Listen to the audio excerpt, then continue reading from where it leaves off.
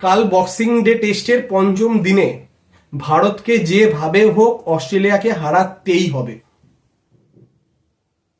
না হলে world test championship ফাইনালে যাওয়ার আশা আরো কমে যাবে। তার কারণ হচ্ছে ম্যাচ তো অনেকক্ষণই শেষ হয়ে গেছে, আজকে ডে 4 এর ম্যাচ। তো সেই খেলাতে তো বিস্তারিত আলোচনাতে আসছি।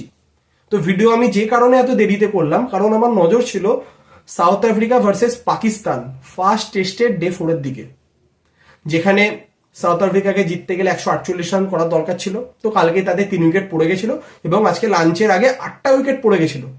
কিন্তু সেই জায়গাতে লাঞ্চের পর রাবাদা এবং মার্কো ইয়ানসেন মিলে রান চেস করে দেয় এবং যার ফলে প্রথম দল হিসেবে ওয়ার্ল্ড টেস্ট চ্যাম্পিয়নশিপের ফাইনালে কোয়ালিফাই করে যায় সাউথ আফ্রিকা।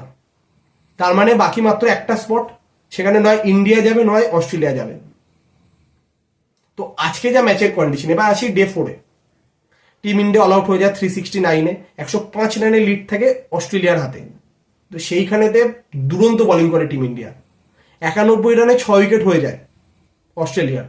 তারপর লাবুসেনের একটি ক্যাচ মিস করেন যশস্বী জয়সওয়াল। তারপর লাবুসেন আর প্যাট কামিন্সের মধ্যে পার্টনারশিপ বিল্ড হয়। তারপর সেই পার্টনারশিপ ব্রেক করেন মোহাম্মদ সিরাজ, লাবুসেনকে আউট করেন। তারপর মিচেল স্টার্ক রান আউট হয়। তারপর প্যাট কামিন্সকে আউট করে জাদেজা। কিন্তু লাস্ট উইকেটে লিওন আর বোল্যান্ড মিলে 50 রানের বেশি পার্টনারশিপ বিল্ড করেন এবং দিনের শেষে দুজনে এখনো নট আউট রয়েছেন। 228 রান তারা করে দিয়েছে এবং লিড মিলে 333-এর লিড এখন তাদের কাছে।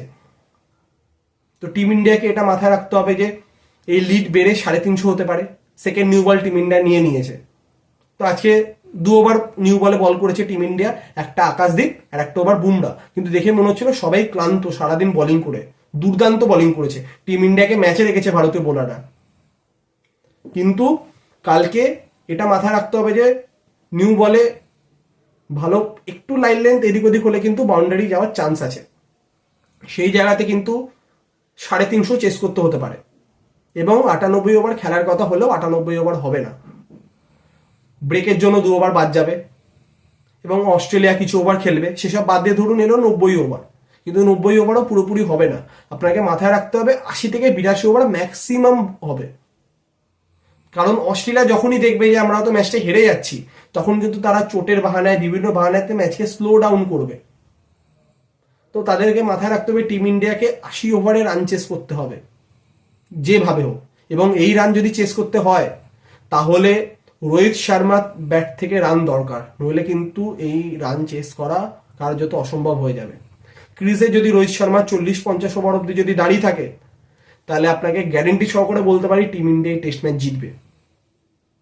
কারণ প্রথম স্পেল যদি কাটিয়ে দেওয়া যায়, প্যাট কামিন্স, মিচেল স্টার্ক আর বোল্যান্ডের কোকাবুড়া বল যত পুরনো হবে, রান করা কিন্তু সোজা হবে। এবং সেখানে তাদের চতুর্থ বোলারকে লিওন বা ট্রাভিস হেড, স্পিনারদের জন্য অবশ্যই বল একটু টার্ন করছে। কিন্তু রোহিত শর্মা যদি ক্রিজে থাকে তো তিনি ইজিলি অ্যাটাক করতে পারবেন। কিন্তু দায়িত্ব নিয়ে কালকে রান করতে হবে। আজকে বোলাররা ভালো বোলিং করেছে, ইভেন রোহিত শর্মা দুর্দান্ত ক্যাপ্টেন্সি করেছে আজকে। যে ক্যাপ্টেন্সিটা আমরা গোটা টেস্ট ম্যাচ জুড়ে দেখতে চেয়েছিলাম, একটা প্রপার প্ল্যানিং এর সাথে অ্যাটাকিং মাইন্ডসেট, সেটা আমরা কোনোদিন দেখতে পাইনি এই টেস্ট সিরিজে। কিন্তু আজকে দেখেছি। আজকে দেখে ভারতীয় ফ্যানরা খুশি যে এটাই তো চাই, এই ক্যাপ্টেন্সিটাই তো রোহিত শর্মার থেকে আমরা আশা করছি। তো কালকে যেভাবেও রান চেস করতেই হবে।